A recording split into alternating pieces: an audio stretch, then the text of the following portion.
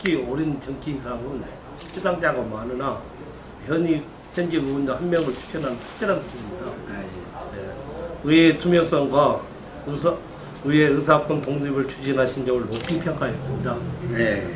박래학 의장님은 선정하게 되어 대단히 기쁘게 생각합니다. 네. 이걸로 심사평을 마치겠습니다. 아, 예, 감사합니다. 어른 정치인상 박래학 서울시 의회 의장 귀한 부대 서울시 의회의 정책 투명성 확보를 위해 과감한 실천력을 보여주셨으며 광진구뿐 아니라 서울시 전반의 풀뿌리 민주주의 실현에 앞장선 박래학 서울시 의회 의장을 2014년 가장 아름다운 인물로 선정하였습니다. 2014년 12월 20일 서울교육방송 서울문화. 네, 감사합니다. 그리고 협회 준다시기. 협회 감사합니다. 축하드립니다. 예.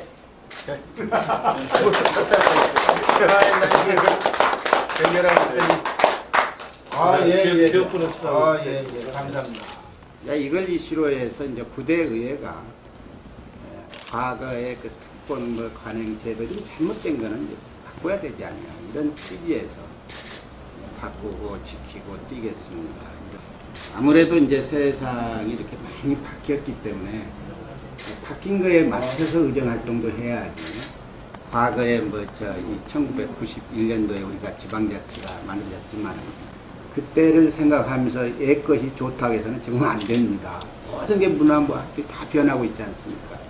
그래서 그런 폭에서 앞으로 우리가 바꿔야 되는 것이 뭔가, 또 이렇게 지켜야 되는 것이 뭔가, 우리가 안전하고 우리 세월호 있지 않습니까? 안전, 또 우리 복지, 보편적 복지, 민생 이런 부분은 또 지켜야 되죠. 그래서 또 그런 부분에 감안해 가지고 우리가 또 뛰겠다는 건 우리가 매니페스토 우리의 공약들 또 견제와 감시 우리 서울시의 감시 견제 잘해야죠.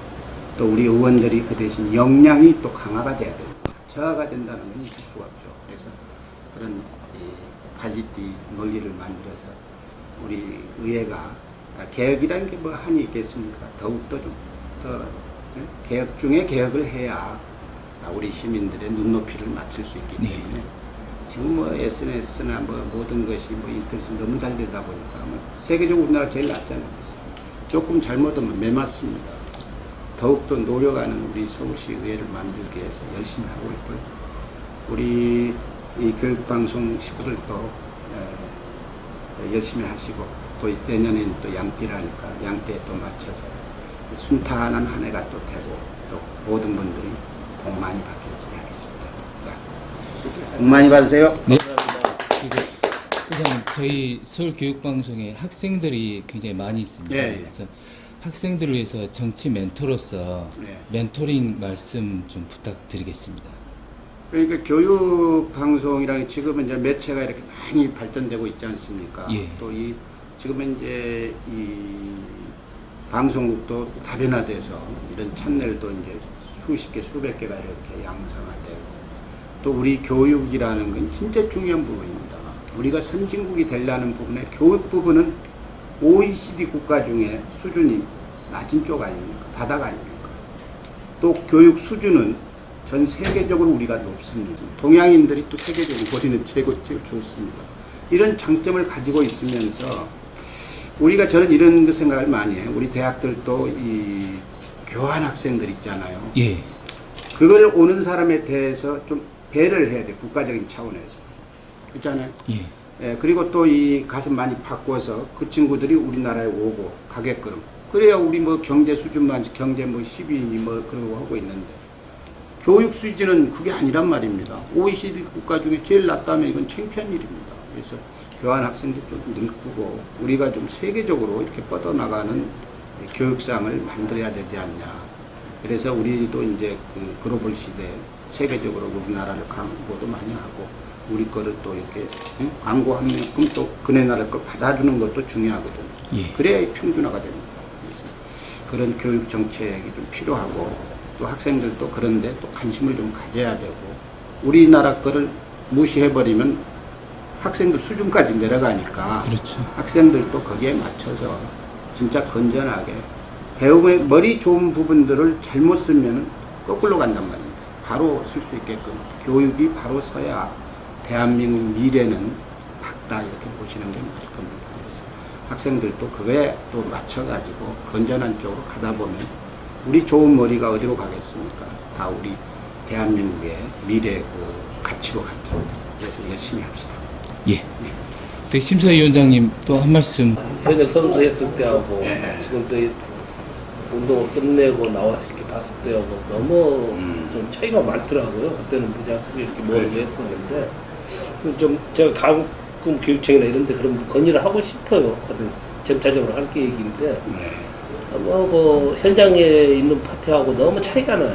현실성이 떨어지고. 그러니까 그런 것이 접목이 예. 제대로 돼야지. 과연 그 분야, 각 분야에서 그분들 하는 역할이 과연 우리 학생들한테 뭘 심어주는 건지 이거 좀 찾아보는 좀 논문이나 그런 부분 나 찾아본 적이 없어요. 그래서 이제 제가 비근을 예로 들면 이런 얘기를 한번 하고 싶은데 그 목적 자체는 참 좋았어요.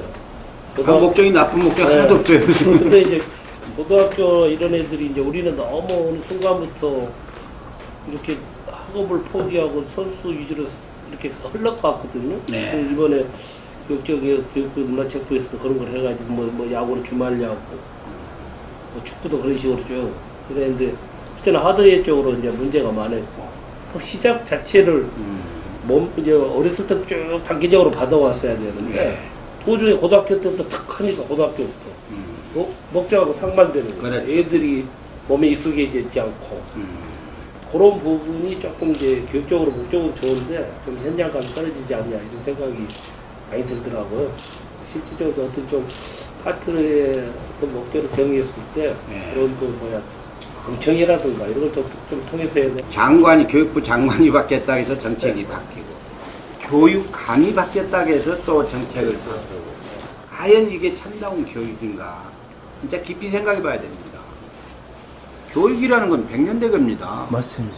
어떻게 해서 그걸 그냥 하루아침에 뭐 급식을 준다고 했다 뺏었다고 했다 뭐 이거 애들 장난치는 거죠. 왜 애들을 가지고 장난합니까? 그건 정치적으로 장난치는 건 그건 말도 안 되는 거예요. 맞습니다. 그러니까 뭔 심의기구가 있어서 이걸 정책을 필 때는 제대로 진짜 이거 백년대계 교육 정책을 펴야지. 그래서 우리 수준이 좀 떨어진 이유가 정치권에서 장난친 거예요.